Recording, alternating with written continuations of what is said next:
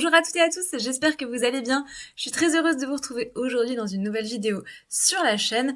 On va aborder un sujet un petit peu glissant, encore une fois, peut-être même encore plus glissant que la dernière fois. On se lance donc dans le vif du sujet. Il y a quelques semaines, j'ai fait une vidéo sur le luciférisme. Si jamais vous l'avez pas vue, je vous la mets là. Ça peut être intéressant d'aller la regarder avant celle-ci. Mais cette vidéo vous a pas mal plu et vous avez été assez nombreux. Je vous avais suggéré éventuellement de continuer de faire une extension à cette vidéo en parlant de la spiritualité avec laquelle on confond assez souvent le luciférisme, c'est-à-dire le satanisme. Vous avez donc été assez nombreux et nombreuses à me dire que oui, ça vous intéresserait. Donc puisque oui, ça vous intéresse, eh bien oui, ça m'intéresse aussi. Donc on va essayer de relever le défi. C'est un défi qui est encore plus difficile que le précédent parce que le sujet est encore plus glissant, encore plus vaste et encore plus complexe. D'ailleurs, j'ai pas du tout l'ambition de le faire en une seule vidéo. À mon avis, il y en aura au moins 2, peut-être même plus. On verra ça.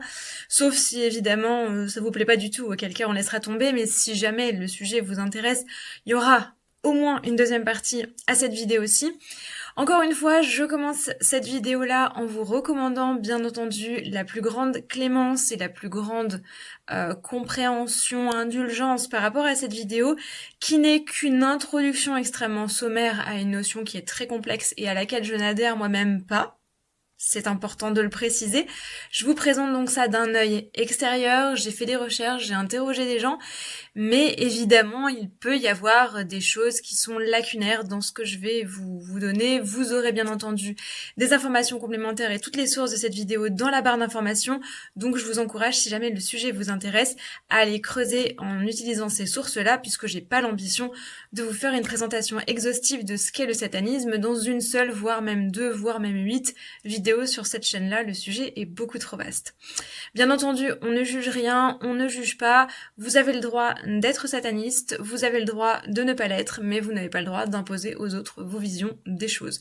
Donc si jamais vous êtes gêné avec ce genre de choses, si la figure de Satan vous met mal à l'aise, ou si c'est quelque chose qui va à l'encontre de vos convictions, je vous encourage très vivement à cliquer sur la petite croix rouge qui est tout en haut à droite de votre écran et qui vous permettra de ne pas vous faire de cheveux en regardant cette vidéo et de ne pas perdre votre temps en regardant quelque chose qui ne vous plaît pas et de perdre le mien en mettant un commentaire dégueulasse suite à ce petit passage désagréable de votre vie.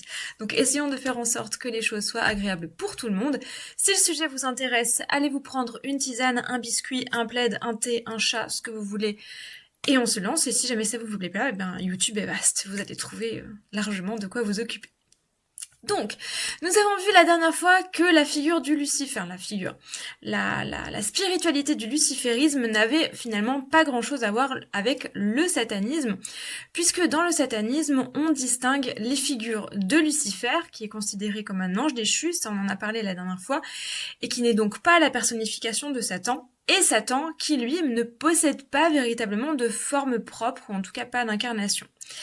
On se concentre donc dans le satanisme sur la vénération divine de Satan, pas tout seul, en compagnie des autres anges déchus qui constituent une sorte d'escorte, d'accompagnateur et de cour autour de lui.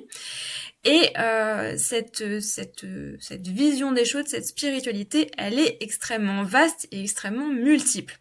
On va parler aujourd'hui des origines et on va parler de sa version traditionnelle qu'on appelle aussi le satanisme théiste, qui nous vient du grec ancien théos qui signifie Dieu, ou satanisme spirituel de temps en temps, on trouve aussi ce terme-là, et qui est donc une religion qui envisage et qui considère la figure de Satan comme étant l'opposé de Dieu, le Dieu chrétien bien entendu, qui en quelque sorte son ombre, son pendant destructeur, son pendant rebelle, mais qui est aussi une figure divine.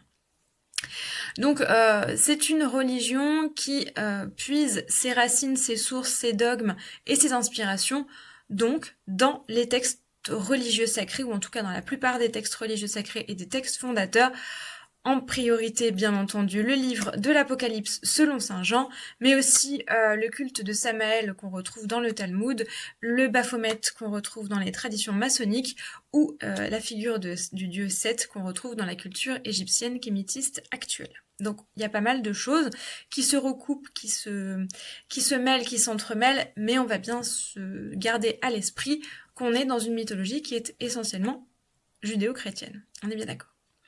Alors, revenons donc, si vous le voulez bien, sur la figure de Satan. Qui est Satan ? Vaste sujet, je pense qu'on pourrait passer 8 heures, on va essayer de faire court. Là encore, je vous préviens, c'est vraiment introductif, donc c'est loin d'être exhaustif. Je vous renvoie encore une fois aux sources bibliographiques si vous voulez aller plus loin. Il faut savoir que Satan, c'est un personnage qui est extrêmement complexe et ambigu dans les textes bibliques. On y fait mention dans certains passages de la Bible hébraïque, en particulier dans le livre des psaumes, où on trouve ce terme sous la forme d'un verbe, et non pas d'un nom.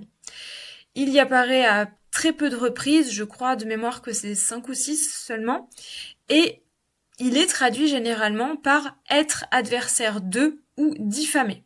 Alors, il y a encore des traductions qui sont un petit peu différentes. On a pas mal de recherches qui ont été faites au niveau philologique et au niveau linguistique pour essayer d'en discerner les origines. Il y a certaines pistes qui nous suggèrent que le terme pourrait être en lien avec le mot grec qui désignait les titans, donc vous savez, les divinités primordiales qui étaient apparues avant les dieux de l'Olympe, dans le sens de créatures divines habitant les cieux. Mais il faut savoir que le terme de Satan en tant que nom commun, lui, apparaît plus tard. Et c'est pas encore un nom propre. C'est plutôt un terme qu'on va employer pour désigner des êtres. Alors c'est des êtres de nature diverse, ça va être des êtres vivants, qui peuvent être humains, qui peuvent être célestes, ou ça peut même être des concepts, ou des allégories, qui s'opposent à quelque chose.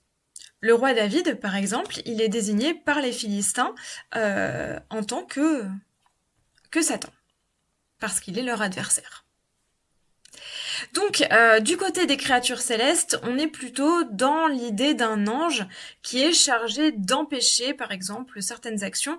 On peut penser à un passage du livre des Nombres où on se retrouve avec le prophète Balaam et son ânesse qui ne veut plus avancer parce qu'elle en est empêchée par un Satan, un Ashatan, un Ashkan, ça dépend des traditions. Mais là, on n'est pas du tout dans la notion d'un adversaire de Dieu spécifique. Dans le livre de Job, par exemple, où on a la première mention d'une entité, d'une puissance opposée à Dieu et qui serait d'une force à peu près équivalente, le Satan en question est désigné sous la forme d'un nom commun. C'est un adversaire. Et il n'a pas de nom propre à lui. C'est plutôt un principe d'opposition, d'adversité, qui demande au Dieu chrétien de mettre à l'épreuve, qui suggère au Dieu chrétien, qui le met au défi, de mettre à l'épreuve la foi et la dévotion de celui qu'il considère comme son plus grand fidèle, donc le fameux Job, mais qui agit non pas de manière individuelle, mais sur la permission de Dieu. C'est pas un adversaire libre.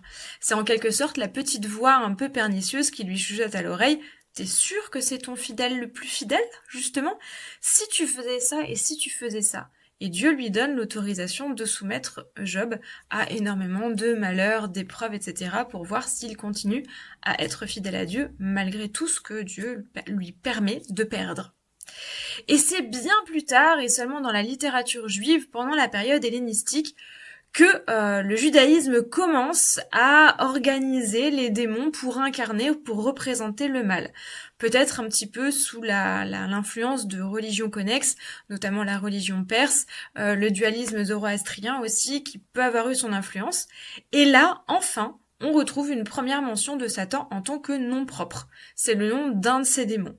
On peut le voir par exemple dans le livre des Jubilés, dans l'Assomption de Moïse, et c'est d'ailleurs dans ce dernier texte qu'on retrouve pour la première fois un récit de ses origines, et qu'on nous parle donc d'un ange de lumière qui aurait été déchu et qui aurait été à l'origine du fait que le serpent de la Genèse aurait poussé Adam et Ève à la tentation.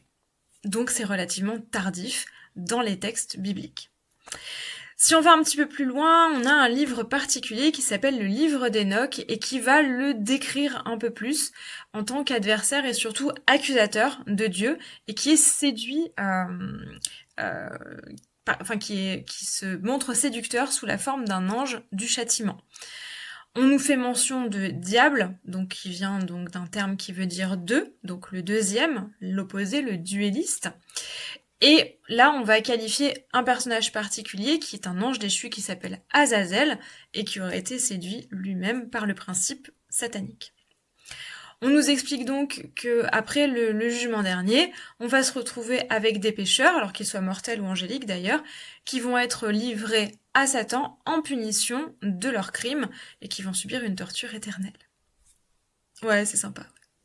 Ambiance, quoi. L'idée va évoluer, en particulier dans le Nouveau Testament, où là on en retrouve plusieurs mentions, notamment dans la bouche de Jésus, qui, lui, désigne encore une fois, et de nouveau, cette fois-ci de manière vraiment formelle, une entité propre, distincte, sous le nom de Satan, et qui incarne le mal, contre lequel il va s'opposer assez souvent. Vous avez sans doute vous rappelez le Vade Retro Satanas, le recul Satan, qui vient de l'évangile selon saint Matthieu, et que Jésus prononce pour justement repousser Satan quand celui-là essaye de le tenter alors qu'il est dans le désert. Donc ça vient de là.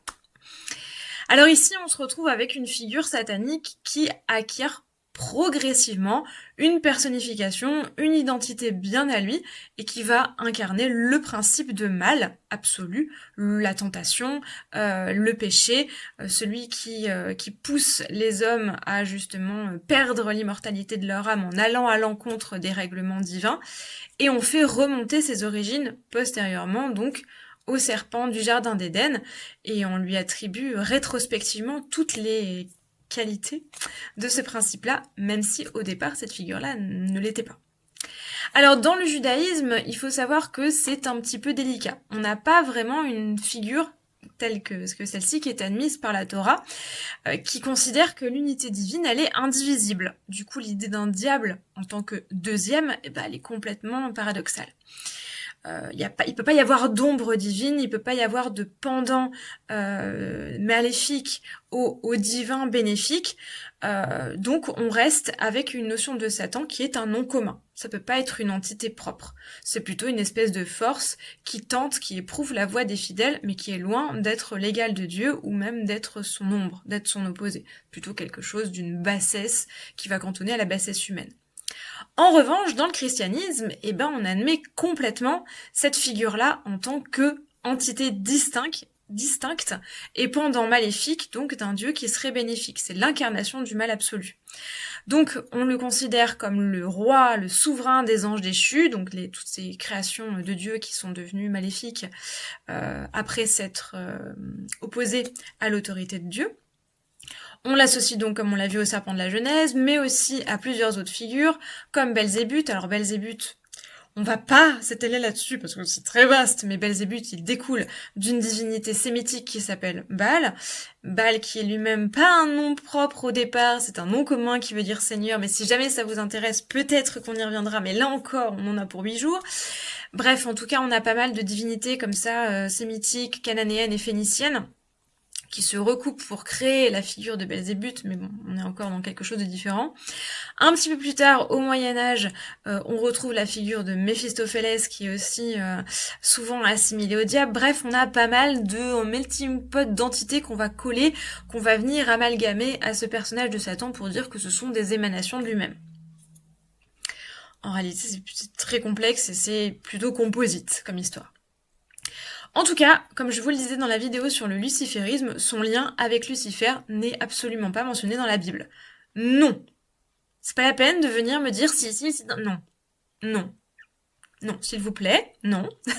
Non. Donc, on le retrouve en revanche dans des textes apocryphes, notamment sous la plume d'un père de l'Église qui s'appelle Jérôme de Stridon, vers l'an 408, dans sa traduction d'Isaïe. Mais c'est un texte hors Bible. L'idée va être prise en pas mal de textes postérieurs, on s'en doute, notamment, on va reparler de John Milton avec le Paradis perdu, donc il l'a composé donc en 1667, et qui fait donc de Satan l'ange de Dieu qui était le plus brillant, qui a éclipsé l'éclat des étoiles, et qui s'appelait donc Lucifer, avant de chuter et de devenir Satan après sa chute. Et oui, c'est pas à la Bible qu'on doit cette image-là, en réalité, c'est à John Milton. John, bien joué. Bref. En tout cas, on retrouve également une figure semblable dans l'islam, où on l'appelle Shaitan, donc j'espère que ma prononciation est correcte, je n'en suis pas sûre, qui signifie l'adversaire, donc dans le sens de quelqu'un qui qui s'oppose à son intention originelle, qui s'oppose à la voie divine. Il n'est pas seul d'ailleurs, hein, il est multiple, sous une forme d'être qui s'appelle les Sayatines. Là encore, j'espère que je le prononce correctement. Donc c'est une des classes d'êtres spirituels avec les anges et les djinns. On ne sait pas grand-chose de leur origine, on n'en sait même rien. Toujours est-il qu'on dit qu'ils sortent de la fumée ou directement des flammes de l'enfer, ce qui nous indique quand même que c'est pas des créatures très recommandable, n'est-ce pas? Et on assimile bien sûr la figure de Satan à celle d'Iblis, qui est un être qui a été chassé du ciel parce qu'il a refusé de se prosterner devant la figure d'Adam, qui était un simple mortel. En tout cas, Satan n'est jamais décrit physiquement dans les textes. Il a plein de variations extrêmement nombreuses. Dans l'iconographie religieuse, on le représente sous divers visages. On a parlé du serpent de la Genèse. On parle également de la figure qui nous apparaît tout de suite quand on y pense, c'est-à-dire l'ange qui a des ailes de chauve-souris à la place des ailes de plume. On peut aussi avoir cette espèce d'être hybride, mi-homme, mi-bouc, qui est hérité d'un croisement entre des figures de la mythologie grecque. On peut penser à Pan, on peut penser au satyre et du Baphomet qu'on retrouve ensuite dans certaines traductions, dans certaines traditions tardive. On a également la figure du dragon qu'on retrouve terrassée par Saint Michel, par Saint Georges, la tarasque par Sainte Marthe, pardon, excusez-moi, j'ai un bug. Bref, on a toutes ces figures-là qui sont probablement inspirées des bêtes de l'Apocalypse. Bref, on n'a pas un visage de Satan, il est multiple. Mais une chose revient en tout cas dans le satanisme, terme ferme et définitif, on va dire, c'est que c'est une divinité. Ou en tout cas une déité, une émanation, une ombre du divin. Du coup, aux yeux des satanistes, c'est une divinité à part entière qui est l'incarnation d'un principe chaotique et d'un principe de destruction. Ça a l'air négatif vu comme ça, mais en réalité, il faut garder à l'esprit que le chaos et la destruction, sont nécessaires pour cultiver l'équilibre dans l'univers. Parce que l'ordre ne peut pas exister sans le désordre. La lumière ne peut pas exister sans l'obscurité, et du coup la création ne peut pas exister sans la destruction. Pour qu'une chose existe, il faut nécessairement qu'elle ait un contraire. Alors, il y en a qui vont me dire, mais si la lumière peut exister sans l'ombre, non, en fait, parce que c'est l'ombre qui fait que l'on voit les choses. C'est parce qu'on projette des ombres que la lumière peut nous éclairer. En réalité, si nous ne projetions pas d'ombre, la lumière nous passerait au travers et on serait invisible. Je vous laisse méditer là-dessus. Du coup, on va dire que Satan constitue le pendant négatif de Dieu, pas dans l'objectif d'être mauvais, mais dans l'objectif d'un négatif de photographie, si vous voulez. Donc, la chose inversée. C'est le sens, on va dire, mathématique du terme.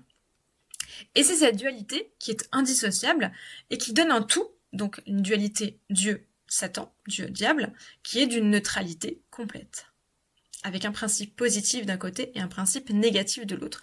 Là, il y a encore une fois dans son idée mathématique, les nombres positifs, les nombres négatifs. On garde cette idée-là. Du coup, la figure de Satan qui est honorée dans le satanisme, elle est certes celle qui est décrite par les textes bibliques, mais elle s'en distingue quand même sur pas mal de points, notamment sur le lien que l'on fait avec la figure de Lucifer, et là on se retrouve un petit peu dans la vision de John Milton. Donc le porteur de lumière, celui qui apporte la connaissance par l'illumination, y compris la connaissance qui est la connaissance cachée, qui est la connaissance interdite, celle qui sort des sentiers battus, qui casse les codes, qui casse les règles et qui va à l'encontre de l'ordre établi. Donc on se retrouve avec un satanisme théiste qui est très orienté, là encore, comme le luciférisme, sur l'élévation spirituelle, l'avancement et l'accession à la connaissance par l'opposition des contraires. Jusque-là, on se retrouve un petit peu dans la même idée. Cela dit, en tant que religion, le satanisme traditionnel, il va plonger ses racines dans les principes chrétiens, contrairement au luciférisme qui essaye de s'en affranchir. Alors, on se plonge pas seulement dans la religion chrétienne, mais aussi dans le mystique, notamment tout ce qui va être la gnose et la goétie. Donc la goétie, je vous rappelle que c'est le principe du travail avec les démons, donc de l'invocation des démons. C'est un principe qu'on retrouve notamment dans certains grimoires qui ont été publiés à l'époque moderne, et non pas au Moyen-Âge. à l'époque moderne. Oui, le XVIIe siècle, c'est l'époque moderne, va falloir qu'on se fasse à cette idée-là. En particulier, ce qu'on appelle aujourd'hui la petite clé de Salomon, le Lémégéton, où on nous fait une liste de démons avec des invocations pour les mettre à son service. Donc, cette pratique de magie dite noire, je mets d'énormes guillemets, donc dans le sens de magie qui va explorer les ombres, qui va repousser les limites, qui va se détacher des règles, et non pas de magie forcément néfaste, se retrouve évidemment en tête de liste. On a pas mal de références à des religions pré-chrétiennes aussi, avec certaines références notamment à la mythologie babylonienne, mésopotamienne, sémitique, égyptienne, etc. Puis évidemment à des voies ésotériques, comme le courant spirit qui explose au XIXe siècle, l'occultisme, l'alchimie, ou bien sûr la nécromancie, enfin toutes ces voies qui ont été un petit peu mal vues, parce que, encore une fois, elles cassaient les règles et elles essayaient d'aller chercher les connaissances ailleurs, d'aller chercher plus loin, de soulever le voile, d'aller du côté obscur. Pas forcément obscur mauvais, mais obscur pas visible au premier coup d'œil. Du coup, le satanisme, lui aussi, comme le luciférisme, il est complètement dénué d'un dogme établi, puisque justement on essaye de se dresser contre le dogme. On n'obéit à aucune règle humaine, si ce n'est celle de la conscience individuelle du disciple. Donc il n'y a pas un satanisme. Il y a autant de satanisme que de satanistes. On a des mouvements qui sont complètement athéistes, on a des mouvements qui sont agnostiques, qui obéissent à la loi unique, sans amour, sans haine, sans loi. C'est un peu les Suisses de la spiritualité, si on veut.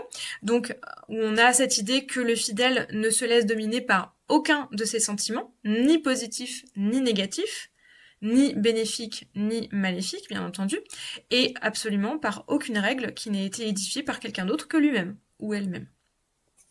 Donc l'idée, c'est vraiment de faire passer son libre arbitre en priorité, de faire passer l'individu en premier, puisque la doctrine sataniste, elle part du principe que Satan étant présent en chaque individu, participe du jugement individuel de chacun. On réveille notre adversaire, on réveille notre Satan intérieur. Du coup, on est vraiment, là encore, dans l'idée d'une rébellion très profonde contre les codes, contre les dogmes, contre tout ce qui a été véhiculé par les religions monothéistes. Et en ça, le satanisme, c'est une contre-culture. Donc dès l'époque médiévale, on a des mentions de festivités débridées, dont les sabbats des sorcières sont un exemple marquant, et qui pourraient avoir été inspirées par des pratiques religieuses d'opposition qui auraient été bien entendu prises à travers le spectre déformant de la quête contre l'hérésie, bien sûr, donc déformée. Cela dit, les origines du satanisme, elles sont beaucoup plus récentes, faut les chercher plutôt aux alentours du XVIIe siècle, comme je vous disais tout à l'heure, notamment au travers de certaines affaires de magie dites noires. On peut penser par exemple à l'affaire des poisons.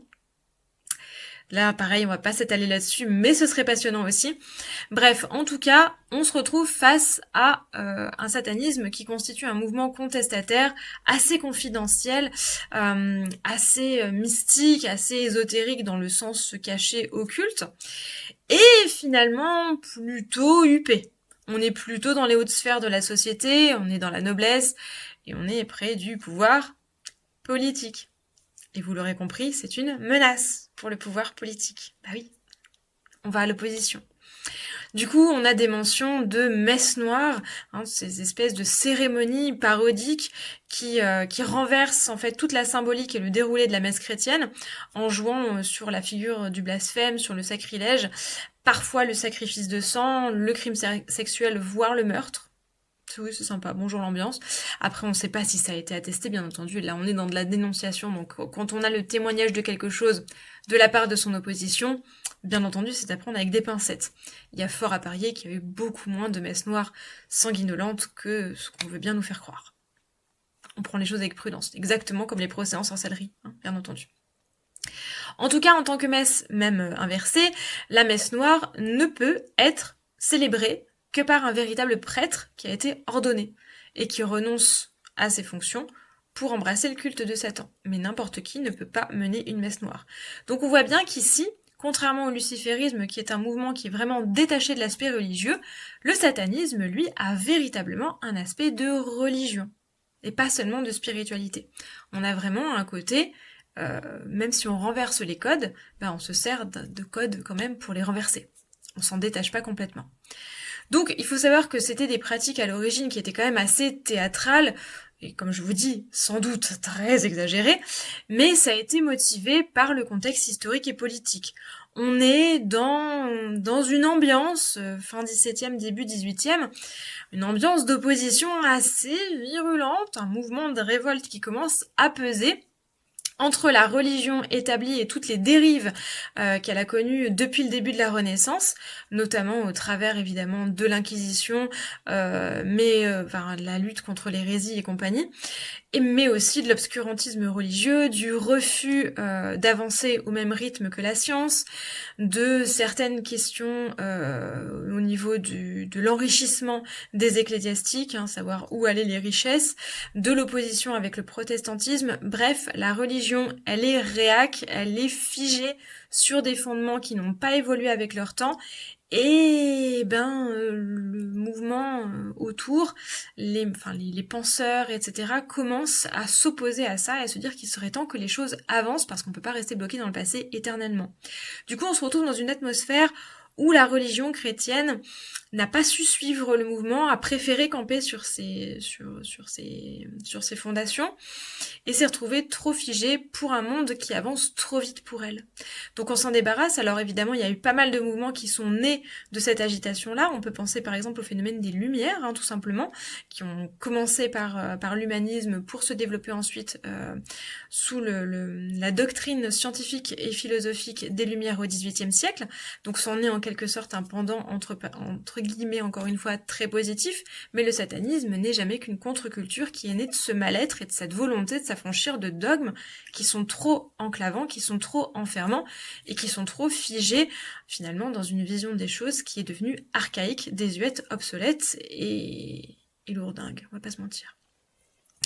En tout cas, au cours des siècles suivants, donc 19e et 20e siècle notamment, on a encore des messes noires très clairement anticléricales, parfois orgiaques, parfois criminelles, qui vont prendre une tournure un petit peu plus occulte, un petit peu plus spirituelle, avec des dérives qui vont se raréfier de plus en plus.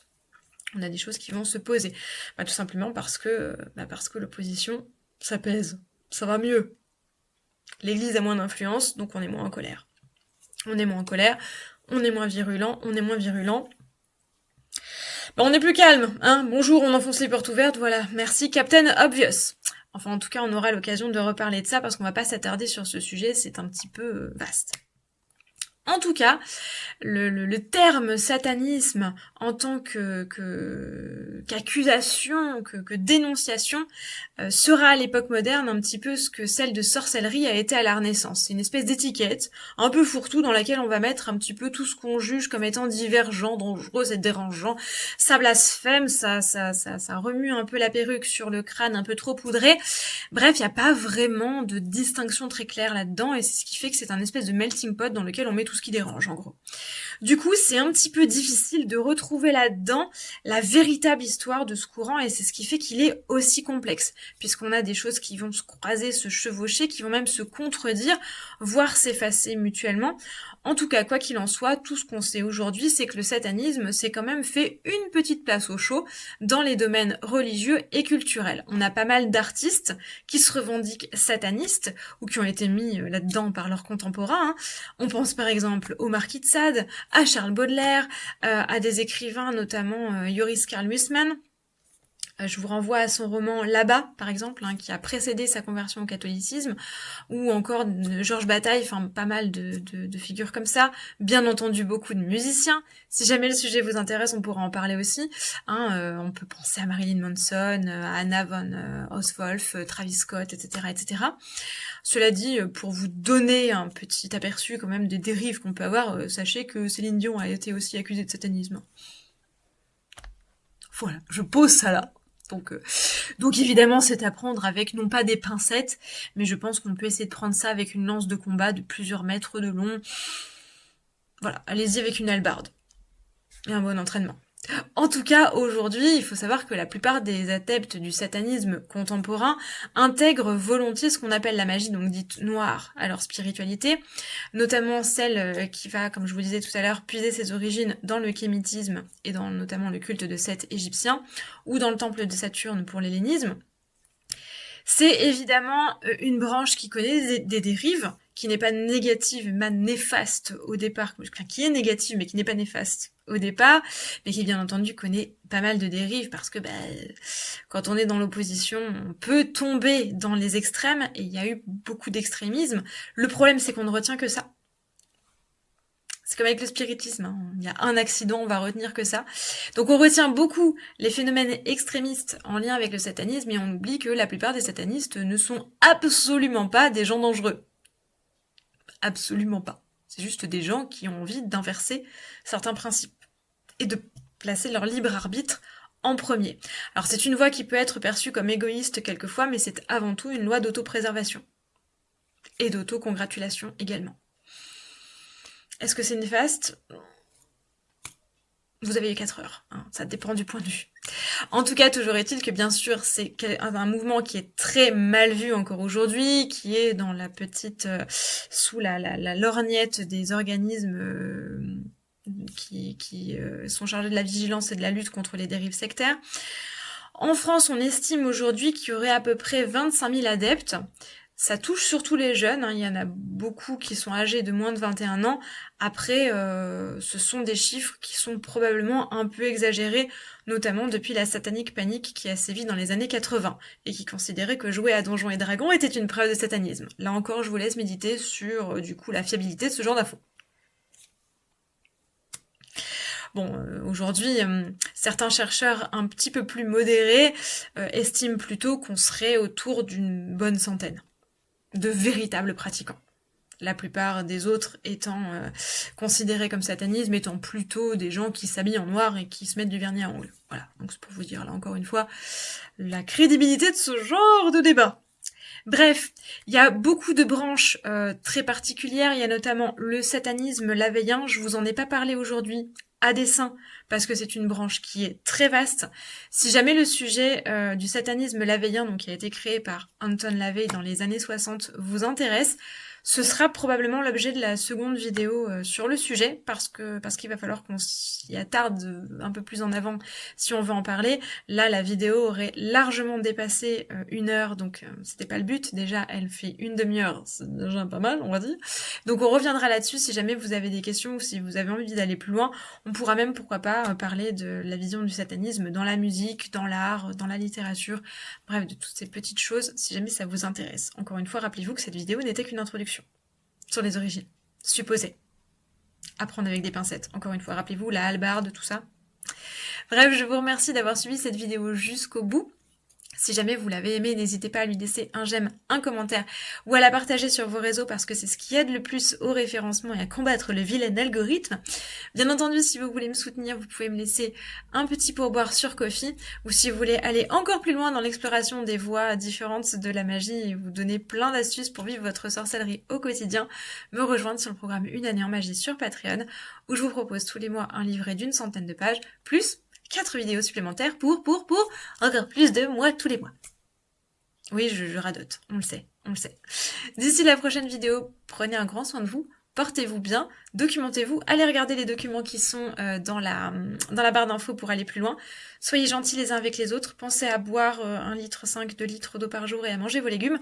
Et surtout, plus important que jamais, restez magiques. À très vite, bye.